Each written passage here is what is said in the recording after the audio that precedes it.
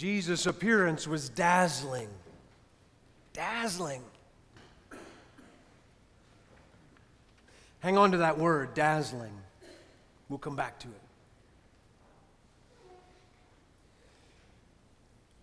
I'm pretty judgmental. I'm just got a natural gift for it. I have a distinct talent. I'm a pretty judgmental guy. I have a distinct talent. A gift for spotting what you are doing wrong. Does anybody know what I'm talking about? No, I've got a talent for spotting what other people are doing wrong and then judging. I've got a very judgy mind. My mind, this monkey mind of mine, frequently spins recklessly like a tornado with a litany of judgments, assumptions, and ideas, really good ideas for how other people can do better and live their lives more like I think they should. Now, I'm not proud of any of that. I'm not bragging. It's just true. I'm judgmental. My one bit of solace is that I'm in good company. I'm not talking about y'all.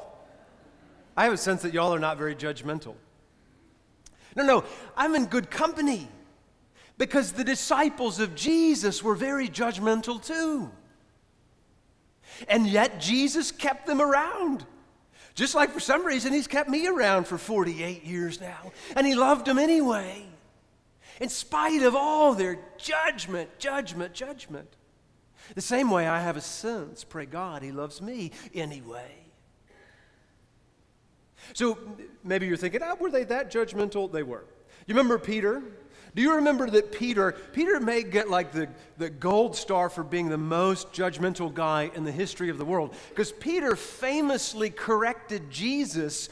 He really did it all the time, but going so far as to tell Jesus, the Son of God, that he was wrong about his death and resurrection. That's not how it's going to go, Jesus. Let me sort you out on this, said Peter. Can you imagine telling the Messiah, the Christ, the second person of the Holy Trinity, that they're wrong, that you judge their estimation of how things are going to be falling out here to be wrong?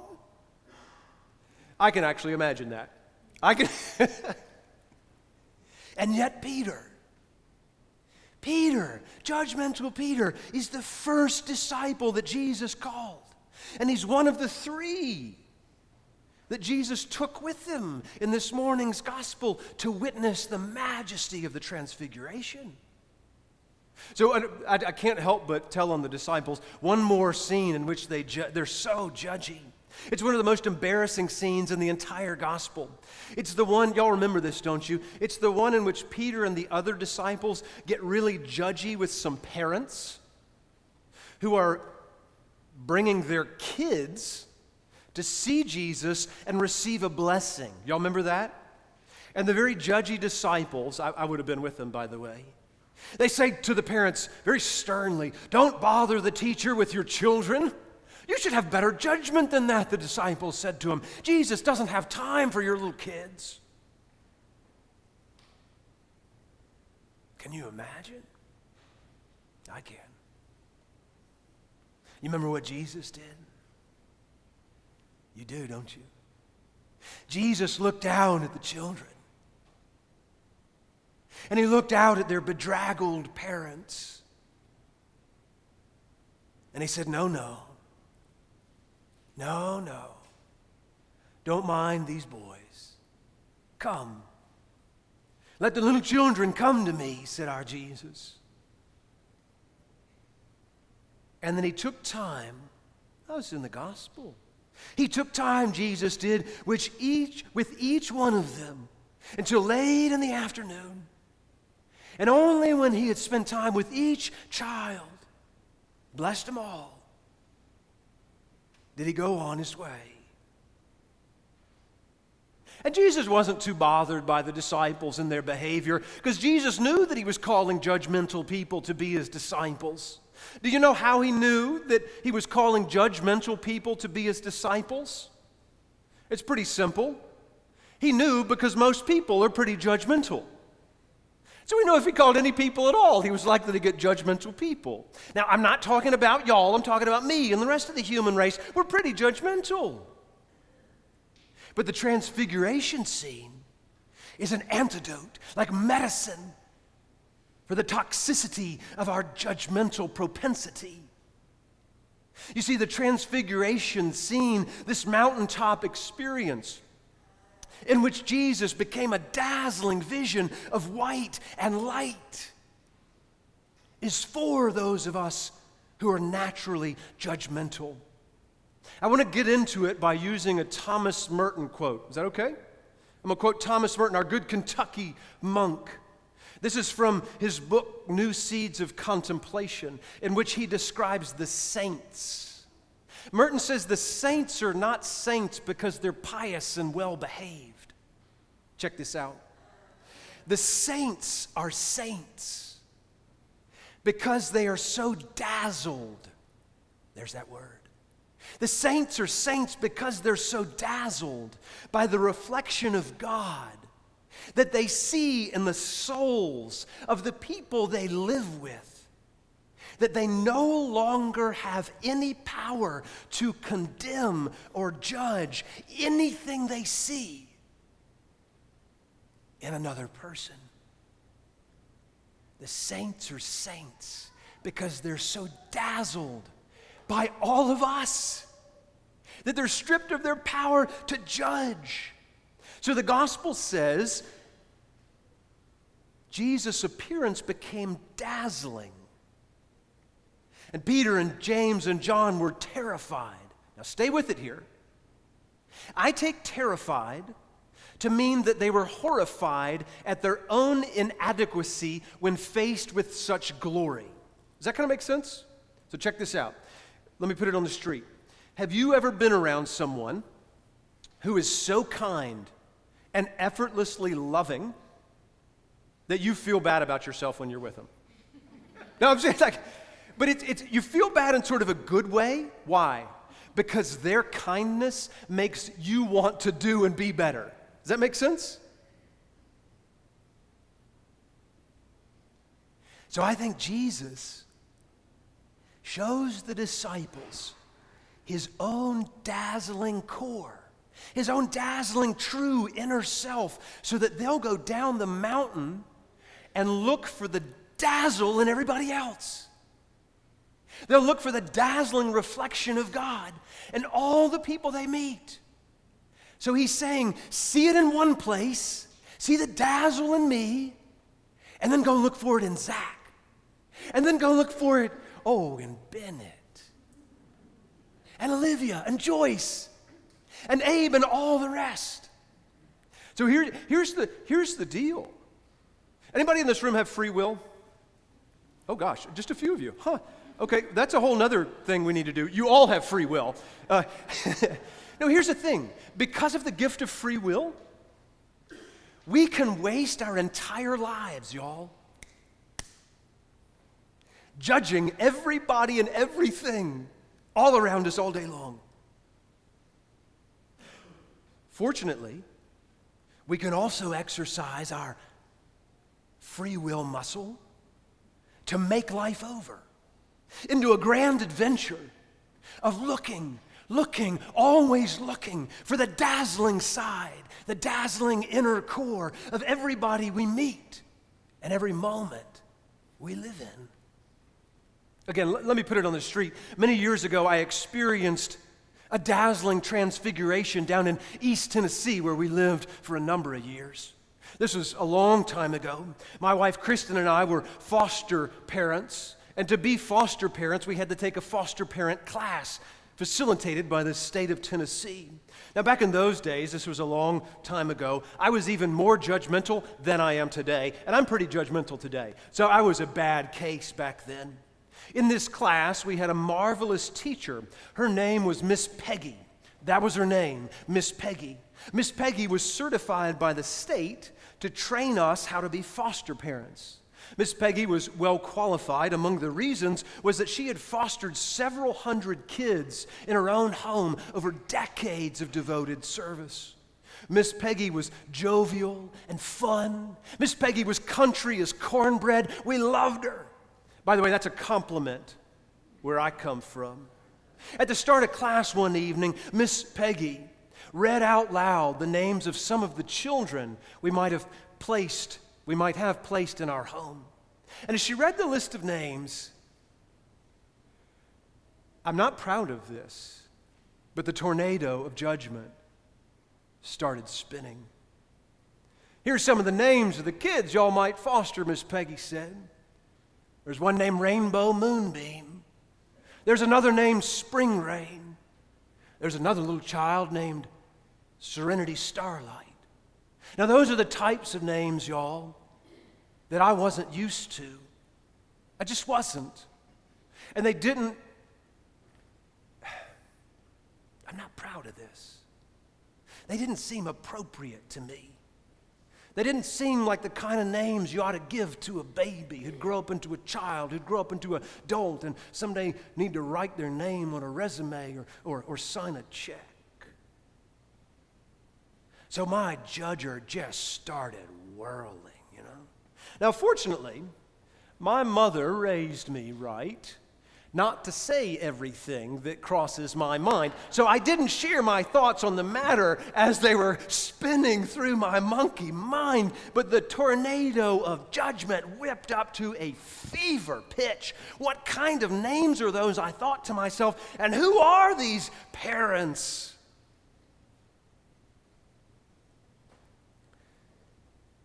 Just as those judgmental thoughts were just really getting going, Miss Peggy, I didn't say any of this out loud. Miss Peggy walked from the front of the room to the back of the room where we were sitting. And she came right to our table. And she came right to me. And she stood in front of me. She had handouts for the class, and for whatever reason, she was going to start handing them out herself at the back of the room with me. She stopped right in front of me. I promise you this is true. She stopped right in front of me, and she said to our table, "Boy, I just love the names these parents are picking out these days. I've been thinking," Miss Peggy said this, "I've been thinking, we need some new names in the mix. Something a little interesting. These young people sure are creative. Spring Rain," she said, and looked me dead in the eye. "I really like that. Isn't that a pretty name? Spring Rain."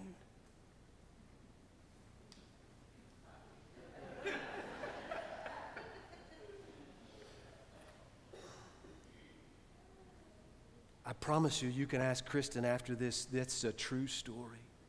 And when she said it, Miss Peggy smiled as big as all outdoors.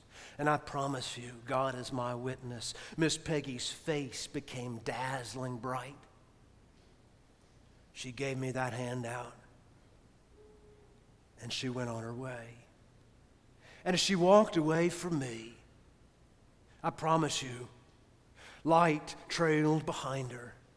And I wished with all my heart that she would come back. Miss Peggy, come back. I wished with all my heart that she would come back to me and sit down beside me and teach me how to love so purely. You see, where I saw something wrong, Miss Peggy saw something absolutely right. She saw love and creativity in these bedraggled, struggling parents. She saw the dazzling reflection of God in them, the dazzle of the gift of the names they'd given their children as they gave their children up. And I saw the dazzle in her. In that moment, I saw the dazzling reflection of God in Miss Peggy. And I cannot tell you it cured me, but it changed me. It changed me, it softened me just a little bit. And I felt the burden of my propensity to be judgmental lift just a little.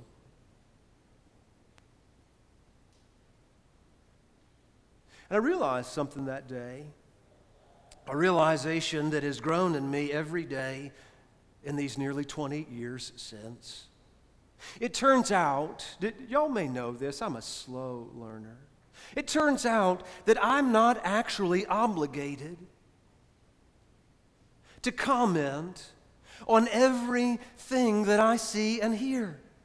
I'm actually not obligated to even have an opinion on everything that I see or hear. It turns out life really is a very short trip through the galaxy. It turns out, in the grand scheme of things, we don't have much time here together.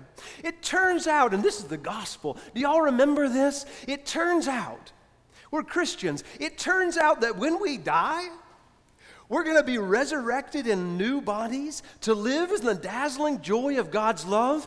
Y'all know for how long? For eternity in the heavenly embrace of all the saints and their dazzle. It turns out, Joyce Roth, you know this, we are here to be one in love through Christ our Lord.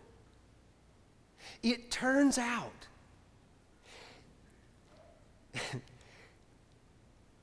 that it's a waste of time to be so darn judgmental.